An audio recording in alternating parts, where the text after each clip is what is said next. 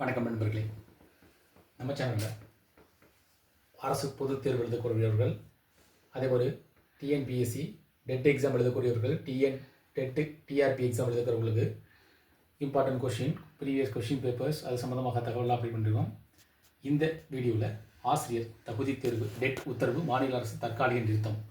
இந்த அதிரடி உத்தரவு மூலமாக மாநில அரசு பார்த்திங்கன்னா டெட் எக்ஸாம் உத்தரவு தற்காலிகமாக நிறுத்தப்பட்டிருப்பதாக கூறப்படுகிறது. இந்த தற்காலிக நிறுத்தம் யாருக்கெல்லாம் பயன்பெற முடியும், இந்த உத்தரவின் அடிப்படையில் ஏதேனும் சலுகைகள் கிடைக்கிறதா, அல்லது நிரந்தரமாக இந்த டெட் தேர்வு ரத்து செய்யப்படுகிறதா, அல்லது குறிப்பிட்ட சில நிபந்தனைகளின் அடிப்படையில் இந்த தற்காலிக நிறுத்தம் செய்யப்பட்டுள்ளதா என்பதை தான் இந்த வீடியோ பார்க்க போகிறோம். குறிப்பாக பார்த்தீங்கன்னா இது ஆசிரியர் நியமனம், பதவி உயர்வு, சிறுபான்மையினர் பள்ளிகளில் ஆசிரியர் சங்கங்களின் எதிர்ப்பு, கேரள கல்வி அமைச்சருடைய செய்திக்குறிப்பு, இதில் தான் இந்த தகவலில் தான் இந்த வீடியோ பார்க்க போகிறோம். இதை பொறுத்த வரைக்கும் நமக்கு அரசு மற்றும் அரசு உதவி பெறும் பள்ளிகளில் ஆசிரியர்கள் நியமனம் மற்றும் பதவி உயர்வுக்கு ஆசிரியர் தகுதி தேர்வில் தேர்ச்சி பெறுவது கட்டாயம் என அண்மையில் பிறப்பித்த உத்தரவை கேரள அரசு தற்காலிகமாக நிறுத்தி வைத்தது. சிறுபான்மையினர் அல்லாத பள்ளிகளில் ஆசிரியர்கள் நியமனம் மற்றும் பதவி உயர்வு பெற டெட் கட்டாயம் என உச்சநீதிமன்றம் 2023 ஆண்டு ஆகஸ்ட் மாதம் 7ஆம் தேதி மற்றும் ஆகஸ்ட் 2025ஆம் ஆண்டு செப்டம்பர் 1 ஆகிய தேதியிலிருந்து அளித்த தீர்ப்பை தொடர்ந்து இந்த உத்தரவை கேரள அரசு கடந்த வியாழக்கிழமை பிறப்பித்துள்ளது. இதற்கு மாநிலத்தில் உள்ள ஆசிரியர் சங்கத்தின் கடும் எதிர்ப்பை பதிவு செய்ததை அடுத்து இந்த உத்தரவு தற்காலிகமாக நிறுத்தி வைக்கப்பட்டுள்ளது. இது குறித்து கேரள கல்வி அமைச்சர் சிவன்குட்டி செய்தியாளரிடம் கூறியதாவது: டெட் கட்டாயம் என்ற தீர்ப்பை எதிர்த்து உச்சநீதிமன்றத்தில் கேரள அரசு சிராய்வு மனுவை தாக்கல் செய்துள்ளது. 2010ஆம் ஆண்டுக்கு முன் பணியில் சேர்ந்த எந்த ஒரு ஆசிரியரின் பணியும் பறிக்கப்படாது என உறுதியளிக்கிறேன். தரமான கல்வியை உறுதிப்படுத்தவே கல்வி உரிமைச் சட்டம் 2010இல் கொண்டு வரப்பட்டது. ஆனால் நீண்டகால அனுபவம் உடைய ஆசிரியர்களை பணி நீக்கம் செய்வது கல்வி அமைப்பை பலவீனப்படுத்தும். கேரளாவில் 2012ஆம் ஆண்டு டெட் அறிமுகப்படுத்தப்பட்டது. இதற்கு முன்பே பணியில் சேர்ந்த ஆசிரியர்களை தற்போது தேர்வில் தேர்ச்சியடைய கூறுவது இயற்கை நீதிக்கு எதிரானது. டெட்டுக்கு முன் நியமிக்கப்பட்ட ஆசிரியர்களையும் அந்த தேர்வில் தேர்ச்சி பெற்ற ஆசிரியர்களையும் ஒரே கோணத்தில் பார்த்து அரசமைப்பு சட்டப்பிரிவு 14ஐ மீறும் வகையில் உள்ளது.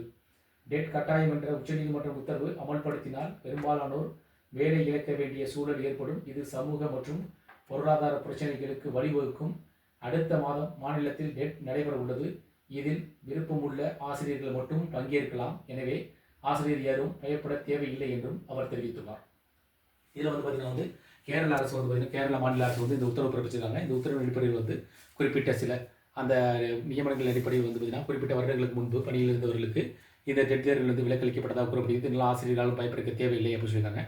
அதே போல் கேரள மாநில அரசு உத்தரவு பார்த்துருக்கோம். இதேபோல் தமிழக அரசில் சில வகையான உத்தரவு பிறப்பிருக்கு. இதில் பார்த்தீங்கன்னா குறிப்பிட்ட 470 ஆசிரியர்களுக்கு டெட் தேர்வில் விலக்களிக்கப்பட்டிருக்கு குறிப்பிடத்தக்கது.